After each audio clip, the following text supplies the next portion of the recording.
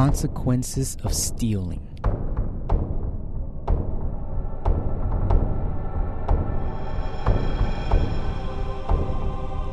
In today's hectic world, where energy is expended to survive the competitiveness of the everyday grind, we have to compete, scrape, and search for the things we want in our life. However, if any of the methods we use to obtain these things are dishonest, it is considered stealing.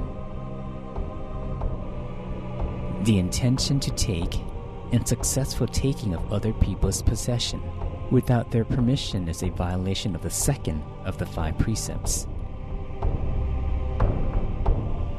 The various forms of theft.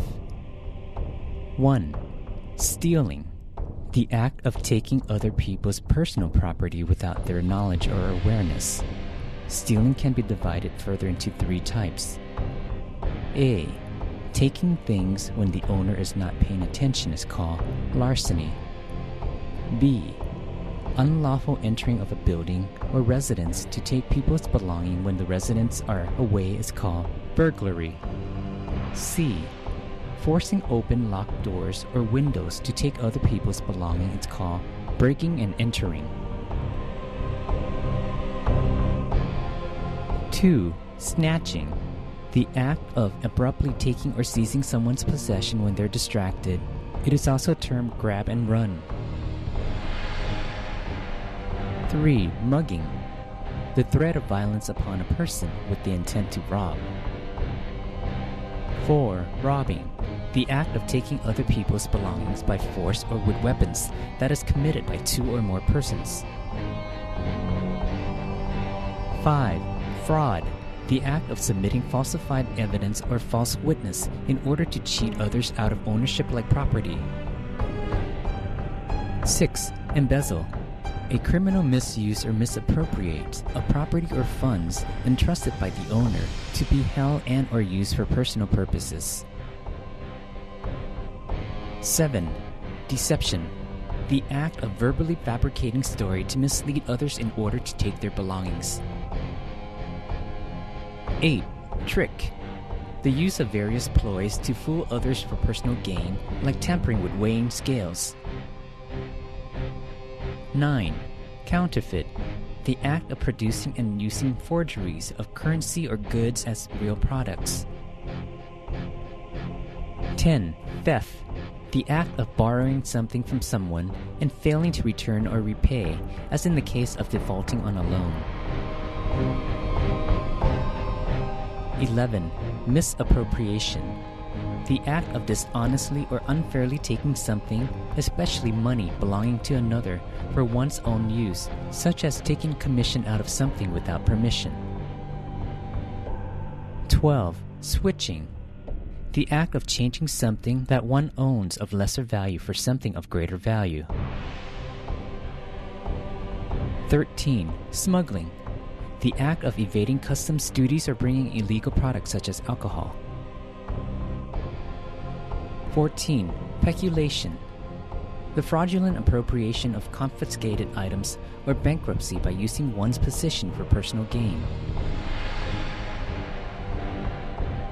Besides these mentioned activities, there are other activities where a person does not actually carry out themselves, but aid in the process.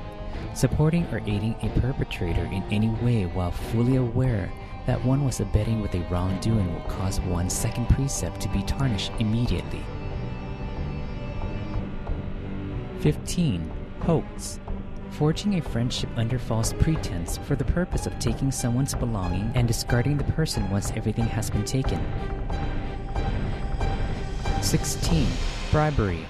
The act of giving money or gifts that alters the behavior of the recipient in an immoral way and causing distress to others. 17. Squandering. The act of wasting or destroying other people's things such as properties or setting a house on fire. 18. Filching. The act of pilfering or taking things belonging to someone we are close to in a casual way, such as a grandchildren taking things from their parents or grandparents without permission or taking more than what was approved. Violation of the second precept occurs when the 5 following factors are present. 1. The money or things belong to someone. 2. One is aware that the things belong to someone else. 3. One has the intentions to steal these items. 4. One attempts to steal these items. 5. One succeeds in stealing these items.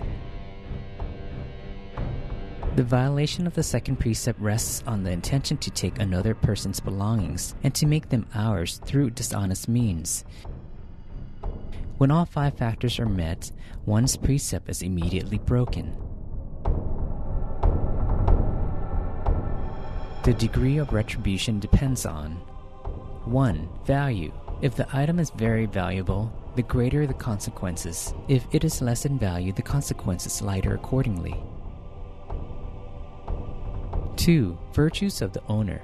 The more virtuous the owner is, the more significant is the consequence. 3. Effort. The greater the effort to steal the item, the greater the consequence.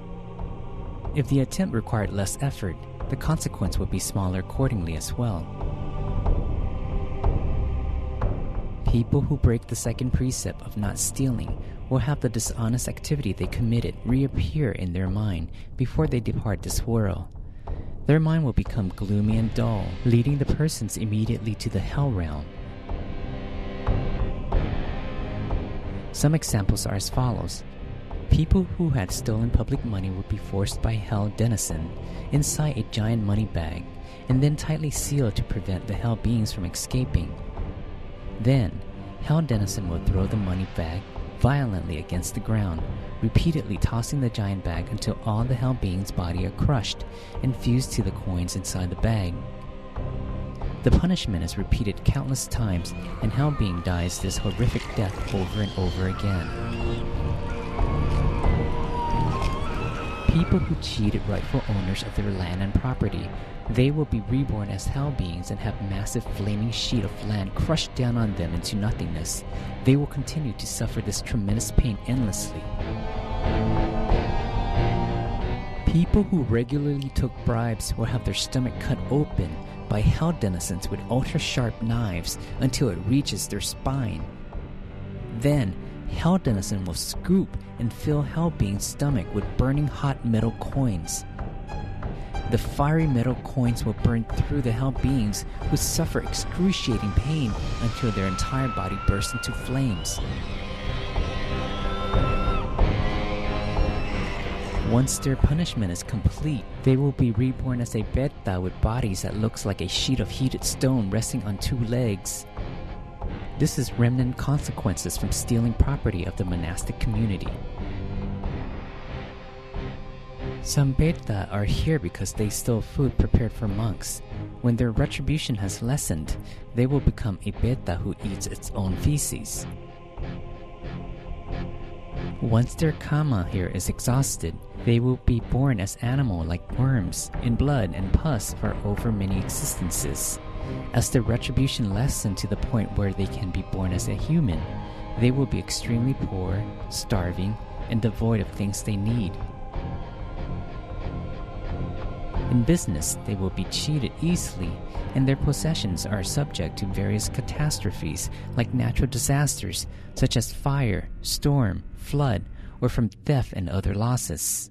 They will suffer numerous psychological illnesses like hysteria from past misdeeds and threatening owners out of their belongings.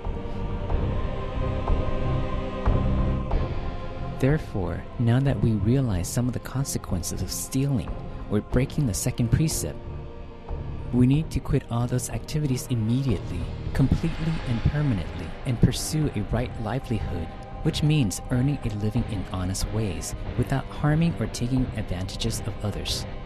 This way we help safeguard our belongings as well as others. This will promote peace and happiness in our society in the present and future lifetimes until entering nirvana.